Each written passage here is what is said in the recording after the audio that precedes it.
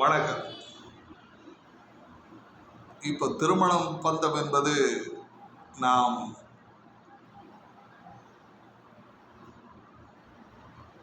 எல்லோரும் வாழ்க்கையில் அதை கடந்துதான் செல்ல வேண்டும் என்ற அடிப்படையிலே இந்த திருமண பந்தத்திற்கு எந்த ராசிகளை இணைக்க வேண்டும், எந்த ராசிகளை இணைக்கக்கூடாது என்பதை பற்றி நாம் தெரிய இருக்கின்றோம். தற்பொழுது இணையக்கூடாத ராசிகள் என்ற அடிப்படையில் இங்கே நாம் இந்த காணொலியை வழங்குகின்றோம். மேச ராசிக்கு இணையக்கூடாத ராசி கன்னி ராசி, ரிஷப ராசிக்கு துலாம் ராசி, தனுசு ராசி என்பது இணையக்கூடாத ஒரு ராசி. மிதுன ராசியை பொறுத்தளவில் விருச்சிகம் மகரமும் மிதுன ராசிக்கு இணையக்கூடாத ஒரு ராசி. கடகராசிக்கு கும்பராசியை இணைக்கக்கூடாது. சிம்ம ராசியை பொறுத்தளவில் மகரம் மீனம் போன்ற ராசிகளை இணைக்கக்கூடாது.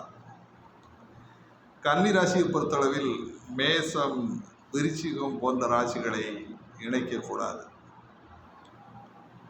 துலாம் ராசியை பொறுத்தளவில் மீனம் சிம்மம் போன்ற ராசிகளை இணைக்கக்கூடாது. விருச்சிக ராசியை பொறுத்தளவில் மிதுன ராசியவும் துலா ராசியவும் இணைக்கக்கூடாது. தனுசு ராசியை பொறுத்தளவில் ரிஷப ராசியவும் மிதுன ராசியவும் இணைக்கக்கூடாது. மகர ராசியை பொறுத்தளவில் சிம்ம ராசியவும் விருச்சிக ராசியவும் இணைக்கக்கூடாது.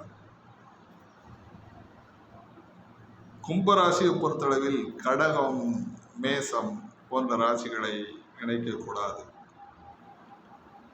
மீன ராசியை பொறுத்தளவில் துலாம் சிம்மம் போன்ற ராசிகளை இணைக்கக்கூடாது. அன்பர்களே, இந்த திருமண பந்தத்தில் இந்த ராசிகளை இணைத்தால் தீமைகள் ஏற்படும் என்பதற்காகத்தான் இந்த இணைக்கக்கூடாத ராசிகளை இங்கே நான் வழங்கியிருக்கின்றேன். இது தவிர அந்தந்த ராசிகளுக்கு மற்ற ராசிகளை இணைக்கின்ற பொழுது நன்மைகள் ஏற்படும். அடுத்து வரும் காணொலியில் இதோடு இணைக்கக்கூடிய ராசிகளை நாம் வழங்க இருக்கின்றோம். நீங்கள் தொடர்ந்து இந்த காணொலியை கண்டுகளிக்குமாறு உங்களை அன்புடன் வேண்டுகிறேன். வாழ்க வளமுடன்.